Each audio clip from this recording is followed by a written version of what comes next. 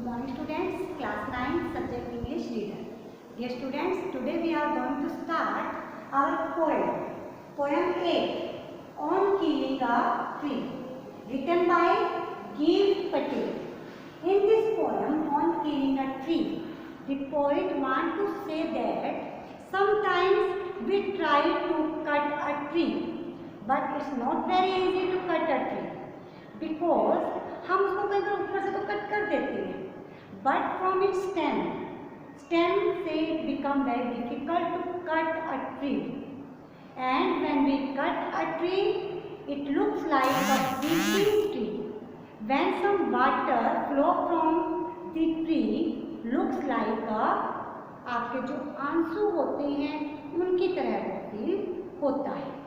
In this way बेटा the poet want to say that we should not cut a tree because the tree grow from the air, water, sunlight, and it takes a lot of time to grow, but we cut it in some minutes, and it is a loss of our society also, because if there will be no tree, what we will do?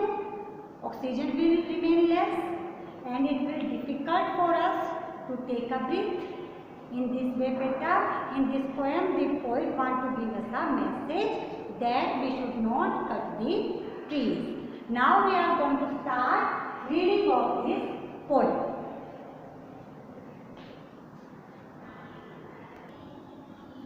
On killing a tree, you must have observed people cutting down trees.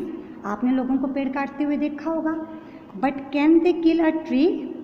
Question करता है poet, क्या वो पेड़ को मार सकते हैं? Is it easy to do so? क्या उनके लिए ऐसा करना ईजी है? Let's read the poem and find out what the poet says on killing a tree. Poet क्या कहना चाहता है पेड़ को मारने के बारे में. Let's start. It takes much time to kill a tree, कि किसी भी ट्री को मारने में बहुत टाइम लगता है. Not a simple jab of the knife. Jab होता है बेटा वार, नाइफ का एक सिंपल वार उसको नहीं काट सकता. Will do it? क्वेश्चन करता है पोइट, क्या काट सकता है? It has grown slowly consuming the earth. कहते हैं जो ट्री है वो धीरे धीरे ग्रू करता है. कंज्यूम करके, क्या कंज्यूम करता है? अर्थ को. इट मीन्स अर्थ से चीज़ें लेकर फिर वो ग्रो करता है. राइजिंग आउट ऑफ इट, अपने आप को बड़ा करता है. फीडिंग अपॉन इट्स क्रस्ट, इसकी जड़ों से खाना लेता है. Absorbing years of sunlight, air, water, और कहता है एब्जॉर्ब करता है सालों तक सनलाइट को, एयर को, वाटर.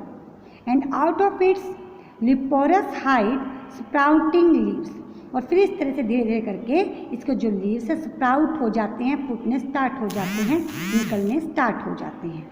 इन दिस स्टैंजा बेटा the poet want to say that it's not easy to cut a tree from a jab, because tree takes the air, water, sunlight and absorb years. सालों तक इनको लेता है. In the second stanza, so hack and chop, but this alone won't do it. कहते हैं हम इसको चाहे चॉप करने, काटने की कोशिश कर लें, but this alone won't do it.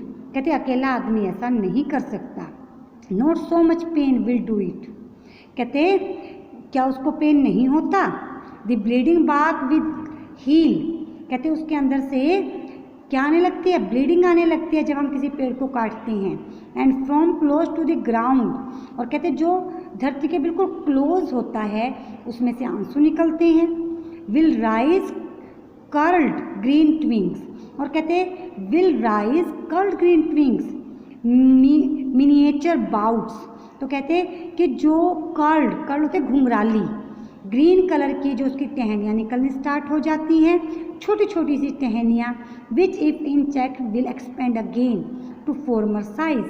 When we poet want to say that when we start to cut the trees, if we will not check then the curled green twigs, यानी कि curl घुंघराले रंग की जो उसकी जड़ें होती हैं, miniature बो होती हैं. मिनिएचर बो मीन्स उसके छोटे छोटे से लीव्स होते हैं, वो अगेन रूट करना स्टार्ट कर देते हैं, अगेन बढ़ना स्टार्ट कर देते हैं। It means the poet want to say that it's not easy to cut a tree. अगर हम इसको ऊपर ऊपर से काट देंगे और नीचे से इसकी जो स्टेम है उसको नहीं काटेंगे तो अगेन ये ग्रो कर जाएगा। No, the root is to be pulled out. Poet कहता है कि नहीं, इसकी रूट दोबारा से आ जाएंगी आउट ऑफ द एंकरिंग अर्थ, क्योंकि जो अर्थ है, अर्थ से इसको एयर वाटर सब कुछ मिलता है। It is to be roped tied. कहते हैं अगर हमें इसको बाहर निकालना है तो हमें इसके ऊपर टाइटली रोप बांधनी पड़ेगी। And pulled out, snapped out, और हमें इसको पुल करके वहाँ से बाहर निकालना पड़ेगा। अब देखिए, और पुल्ड आउट एंटायरली, उसको इसकी जो स्टेम है, स्टेम को पूरी तरह से हमें बाहर निकालना पड़ेगा। Out from the earth cave, earth cave out होता है बाहर, फ्रॉम द अर्थ केव, अर्थ रूपी गुफा।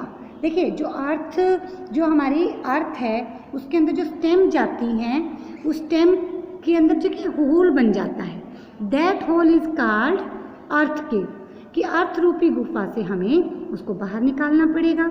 And the strength of the tree, क्या हो जाएगी, स्ट्रेंथ एक्सपोज हो जाएगी और हमें पता चल जाएगा कि ट्री में कितनी स्ट्रेंथ होती है।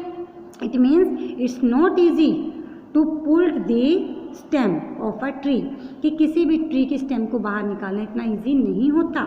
The source white and wet, कहते हैं जो जिस चीज़ से भी हम निकालेंगे, बेशक से हम एक रोप से निकालें, वो वाइट और वेट हो जाएगी। The most sensitive hidden for years inside the earth, because stem is the hidden part of the tree and it's very sensitive, ये बड़ा सेंसिटिव होता है, धरती के अंदर छिपा हुआ होता है। And it's very difficult to pull it, इसको पुल करना भी बड़ा डिफ़िकल्ट होता है। नाउ नेक्स्ट स्टेंजा बेटा, then the matter of scorching and choking. फिर क्यों हम इसको स्क्रोच कर रहे हैं? स्क्रोच मीन्स काटना, छीलना, चोक करना, इट मीन्स गला दबाना, इट मीन्स को ख़त्म करना। In sun and air, browning, hardening, twisting, withering and then it is done. कहते हैं द सन एंड एयर, कहते हैं सन और एयर हैं जो इसको वो जीवन देते हैं। ब्राउनिंग, ये कैसा हो जाता है, अगर आप इसको मार दोगे ब्राउन कलर का हो जाएगा, हार्ड हो जाएगा, ट्विस्ट हो जाएगा। देखिए, जो सूखी हुई लकड़ी है वो ट्विस्ट हो जाती है, तो कहते हैं वो ट्विस्ट हो जाएगा। विदरिंग, यानी कि ख़त्म हो जाएगा। And then it is done, it means the tree is dead, वो ट्री मर जाता है। तो poet want to say that कि if you want to kill a tree, तो क्या होगा, जो सन है, एयर है, एक तरह से वो उसको एयर देना बंद कर देंगे, लाइट देना बंद कर देंगे। एंड जो रूटेड ट्री होता है, जो टूटा हुआ ट्री होता है, वो ब्राउन हो जाता है, हार्ड हो जाता है, ट्विस्ट हो जाता है। And then it is done, it means that is dead, और वो मर चुका है। This is the explanation of the poem on killing a tree. You have to read this poem at home. Thank you. Have a nice day.